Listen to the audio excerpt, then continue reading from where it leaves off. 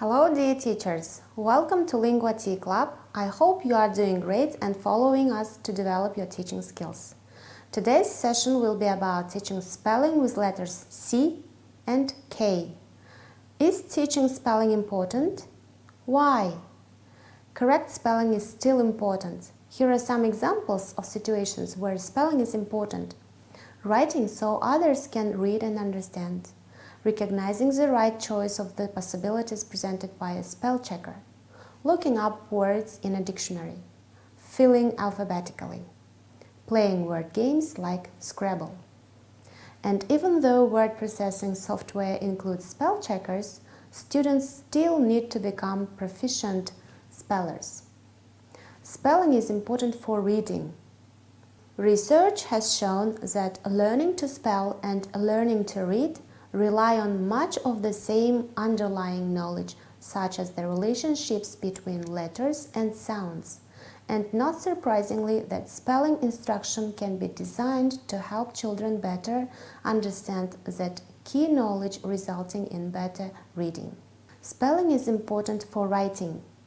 Writing is a mental juggling act that depends on using basic skills with automaticity. For example, handwriting, spelling, grammar, and punctuation, so that the writer can focus on topic, organization, word choice, and audience needs. Poor spellers may restrict what they write to words they can spell, with inevitable loss of verbal power, or they may lose track of their thoughts when they get stuck trying to spell a word. Spelling needs to be explicitly taught. How many words do we need to teach in our spelling instruction? The average person uses perhaps 10,000 words freely and can recognize other 30,000 to 40,000 words.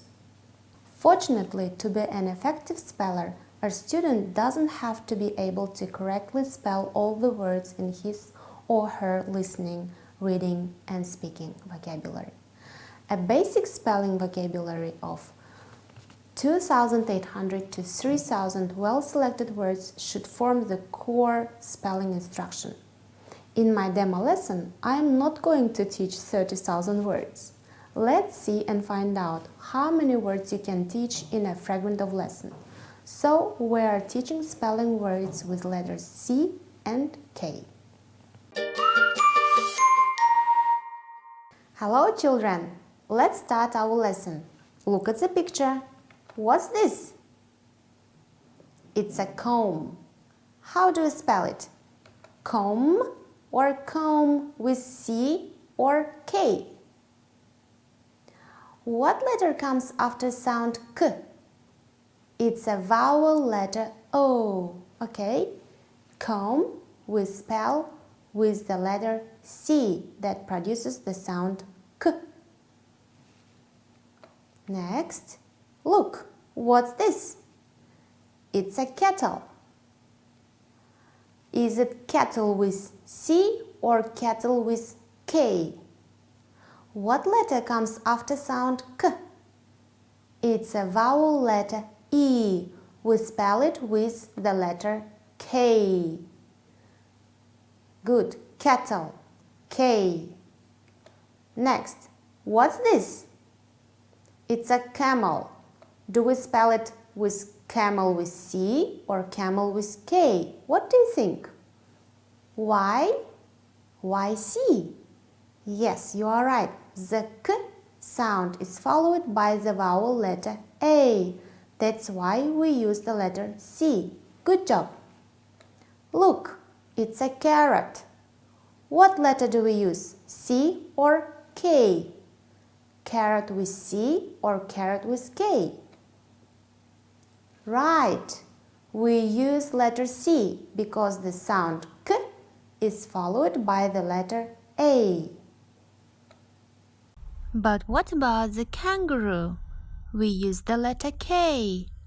Why? It's an exception because it's not an English word. What about koala? Again letter K, not C. Yes, it's because the word is not from English origin. You need to remember the rules to write and spell the words correctly.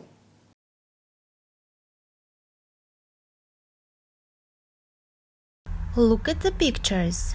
Write letters C or K. Koala, the letter C or K. Cow, C or K. Comb, C or K. Key, C or K. Camel, C or K. Now let's check. Koala, K. Cow, C. Comb, C. Key, K. Camel, C. Good job, children. Now give me the rules when to choose C and when to choose K.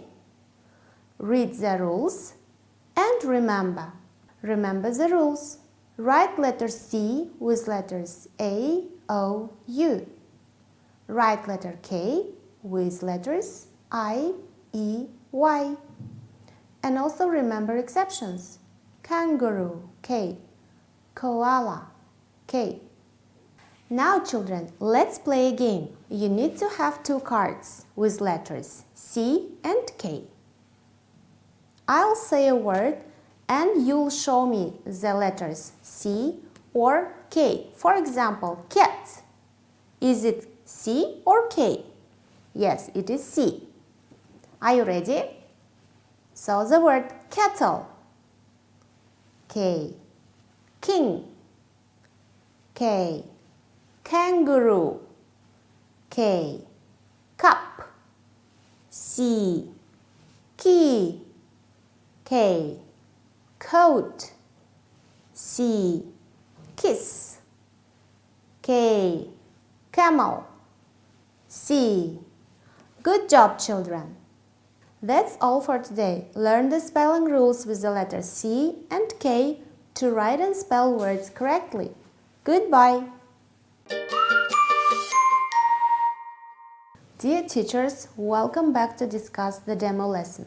How was the spelling taught? Did the learners have chance to come up with ideas in spelling or the teacher gave all the instructions?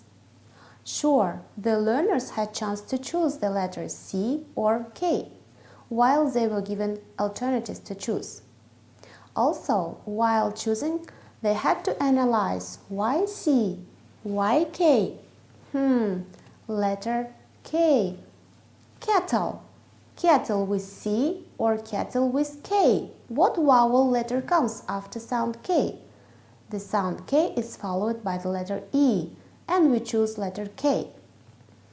Okay, in the word camel. Camel with C or camel with K. The sound K is followed by the letter A, and we choose the letter C. Learners see the spelling of words and try to come up with their rules taking into account which letter follows the sound K. Also, using some games is very important to make our class live and fun.